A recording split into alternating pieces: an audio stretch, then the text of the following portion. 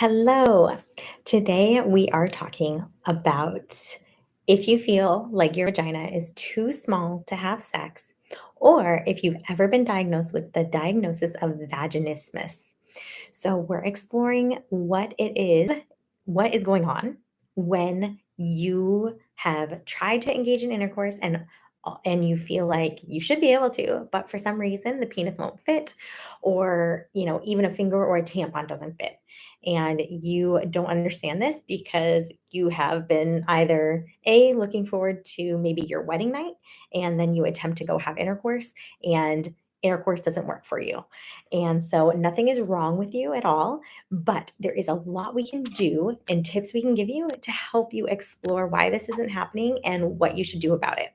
So, we are going to talk about vaginismus. We're going to talk about what happens when the vaginal canal, the vagina itself, is just so small. So, like I mentioned in the very beginning, this is really common. People experience this oftentimes when they've waited to their wedding night to have intercourse, and so maybe their wedding is their first intimate partner or first sexual experience, and now they are, wanting to engage in this, and they literally can't. Other people that experience the feeling of like nothing is going to fit inside their vagina often are people that have trauma associated with this area, and or maybe they haven't even had trauma associated with this area, but they've just had trauma in their life, or maybe very high stress, and it has resonated as holding their vagina very small. And so, what is going on? Why is this happening? Yes, we typically call this vaginismus. Okay, so this is a spasm of the pelvic floor itself, of the vagina itself, making the opening of the vagina very, very small. This can also mean extremely painful. When people have painful intercourse, that's called dyspareunia. And that can be a part of what's happening with vaginismus, but you don't have to have that and have vaginismus. So, dyspareunia is just painful intercourse in general. Some people have it with initial penetration, some people have it with deeper thrusting, some people have it only in certain positions. But what is different is that the penis can go inside the vagina versus vaginismus, things are just too small and don't fit inside the vagina. There's another diagnosis out there called vulvodynia that you might be wondering if you have or not. Vulvodynia is when the vulva itself is uncomfortable. So this pretend there's skin around the vulva. So here's vagina, here's anus, here's clitoris, and there is urethra right there. And so the vulva is considered this area. So it includes the labia, it includes the mons pubis. So just this whole area is called the vulva. And if you have discomfort with like wearing pants or underwear, and that just irritates the vulva itself, or you can't wear menstrual pads because it's just irritating or painful, or you can't cross your legs and you just feel like you need your legs open in order to relieve that area of pain, that is called vulvodynia. So those are different diagnoses. They're treated differently. Sometimes they can overlap though with this diagnosis of vaginismus. Okay. And so vaginismus, if we go back to our pelvic model, so this is a pelvis, okay? This is the front of the pelvis. This is the back of the pelvis. Up here would be your low back area. This is considered the sacrum. This is considered the pubic bone or pubic symphysis, right between the two pubic bones. And then right between what would be our legs is the whole perineal area. Okay. So this includes the anus, this includes the vagina, this includes the urethra, and this includes the clitoris. So this whole area is called the perineum. And so, what happens when your vagina is too small to engage in intercourse, or too small to have a pap smear, or too small to fit a tampon inside, is that there is spasm within this muscle. Now, this is called the pelvic floor. And so the entire pelvic floor has three layers. The first layer, which is the sphincter muscles that make up the clitoris, but it goes around and makes up the circle part of the vagina. And then there's a second layer, which is a lot of fascia and some of the sphincters as well. And then there's the third layer, which are the deepest layer of all. And so The penis not being able to go in the vagina, tampon not being able to go in, often is because you have spasm in these muscles. So, how do we help a muscle that is in constant spasm? Well, because the brain controls these muscles, we have to work with the brain, but we also have to work with the muscles and we have to get them communicating. So, if the muscle is in constant spasm, it learns to stay in that spasm. And then eventually, over time, it gets shorter and shorter. So, imagine my bicep here. So, here's my bicep. If I walked around with it fully contracted all the time because it was just spasming in pain, I would lose my ability to straighten my elbow and I would just get stuck in this position. Over time, this is going to cause pain in my elbow. It's going to cause pain in my shoulder. I think even by the end of the day, if I had to hold this all day long, I'd have pain in my shoulder and in my elbow, to be honest with you. And my hand would probably be numb. So the pelvic floor is similar. Even though the pelvic floor isn't crossing as many joints, what happens is if the pelvic floor is contracted all day long or your entire life, then it can cause the muscle becomes dehydrated, it loses its ability to stretch. It makes all those openings you saw, like the urethra, the vagina, and the anus, it makes them all very, very small. And so maybe it might be harder to have bowel movements. You might experience more constipation. It might be harder to initiate the stream of urine, or it takes you a really long time to fully empty your bladder because you just have such a small opening. It can also make it really, really hard to engage in intercourse, penetrative intercourse, because the vaginal opening itself is just way too small and doesn't open to allow anything inside of it. And so these are all things that can be helped. And it is a brain muscle connection that has to also be evaluated. So sometimes people do benefit by working with a psychologist if there's past trauma involved and they might have to do some work that way, but they don't necessarily you don't necessarily have to. You can still make a lot of progress by working with a pelvic expert physical therapist. But if you've tried the pelvic expert physical therapy route and that hasn't worked, maybe it's just because you haven't added in the psychological components. And when I say psychological components, so our body remembers things. So even if we had a trauma experience that didn't involve any of this area, but we just had, maybe we were in a car accident or something happened a long time ago and our body just started to hold and got really tight and was holding these patterns, or maybe you just experienced chronic stress and you're chronically, you know, in a fight or flight mode, meaning that your sympathetic nervous system is always really, really ramped up. What happens with that is that when we're in those fight or flight modes, or our sympathetic nervous system is go, go, go, go, go, our pelvic floor stays really contracted because we are ready to fight and we are ready to fly. So when we are in more of a rest and digest, parasympathetic nervous system state, we are more relaxed and our pelvic floor can then get into a more relaxed place. And so a lot of times with vaginismus itself, we're living in more of this parasympathetic overdrive and we're having difficulty getting into a parasympathetic rest and digest phase. For digestion of food, for having healthy bowel movements, we need to have, that rest and digest phase. For good sleep, we need that rest and digest phase. For good, just homeostasis, so balance of our bodies, we need that good rest and digest phase.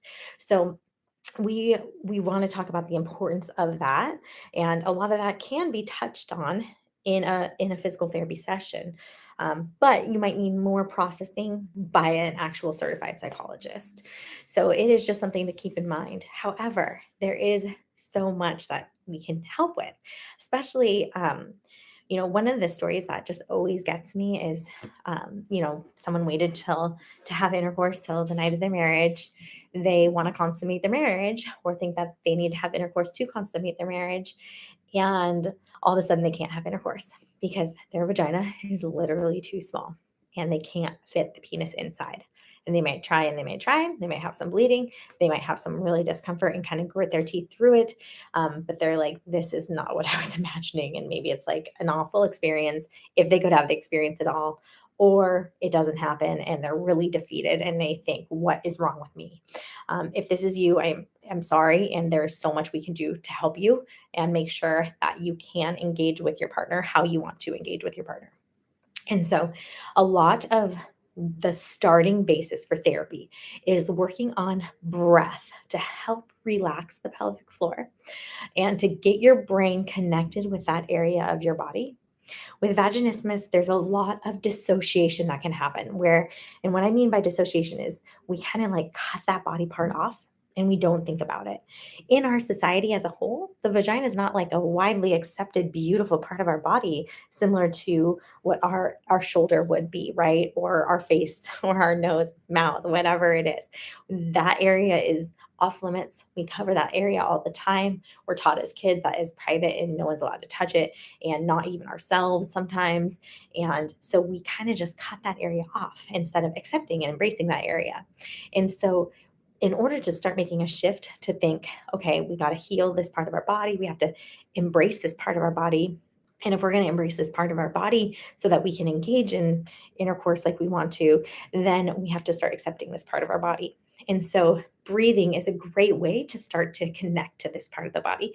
So, a lot of times you might go for a physical therapy appointment to help treat the diagnosis of vaginismus. But it doesn't mean we have to start with the intervention of like just going straight for the vagina to stretch these spasmed muscles. A lot of times there's this whole body approach that has to happen in order for your mind and your body and your brain, all of it, to connect so that they can be on the same page. And when they're on the same page naturally, these spasms will melt away. They might need a little help and guidance to help melt away to bring the vagina to a normal size, but it can absolutely happen. And so, a lot of what you will do with therapy is going to be, connecting to this area of the body, breathing into this area of the body, opening up not just the spasm muscles, but everything around. So, a lot of times when these muscles are spasmed for a long period of time, people can have things like low back pain and hip pain. And so, it's not just treating this area, it's really treating the whole entire body, and the whole entire pelvic area. With vaginismus, if it is trauma related or this area just feels very off limits to you still and you're not able to grasp that, treating around the external muscles of the hip can have a really important effect in healing. So, you don't just have to go straight to the area that feels so off limits. We can go to this hip musculature, which is like our glutes, and everything that attaches to the low back and the pelvis. And that can have a big effect on what's happening inside the pelvis. So, those are some of the approaches that we can take that are not just going straight for the pelvic floor. Now, of course, it is going to be important to stretch these muscles eventually. You might have heard of things on the internet like dilator training. And dilator training can be really, really good. That can help stretch the muscles. And you can buy dilators. They're usually sized from 1 to 8. You want to buy a medical grade silicone. I prefer the intimate rose ones. But not everybody likes the dilator approach, and but some do, and that can work for a lot of folks.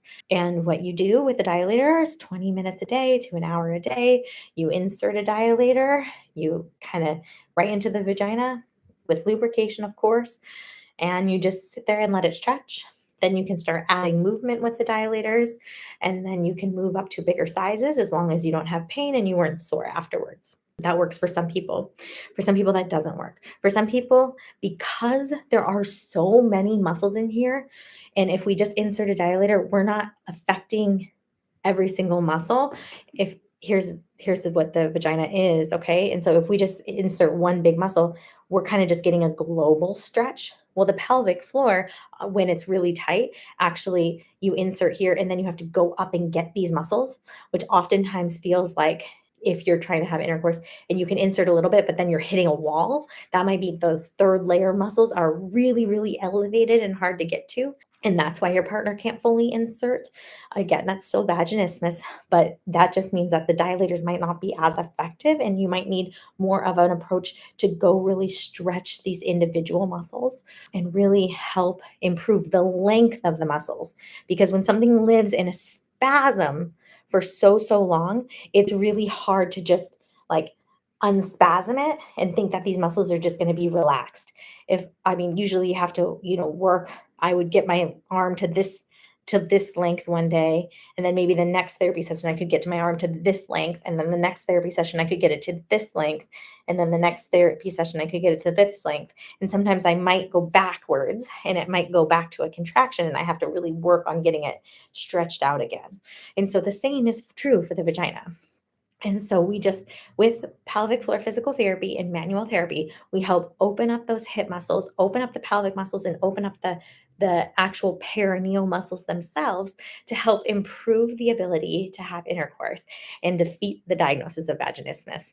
So, if you're experiencing that your vagina is too small to engage in any of these activities, then I absolutely suggest getting in touch with a pelvic expert PT in your area that can truly take a hands-on approach, respect where you're at in your healing process, because it is extremely mental. And it's also, if you have trauma in these areas of your body, or even just trauma in general from past experiences that don't have to relate to your sexual organs or sexual functions. If you just have trauma, a lot of times it's hard to even let someone start discussing these problems in areas. So that's okay. We want to take you from where you are, and we'll meet you where you are, and treatment can start wherever you're ready for it to start. And that might be a hands-off approach, and that's okay too. And so I hope that you find hope in this video.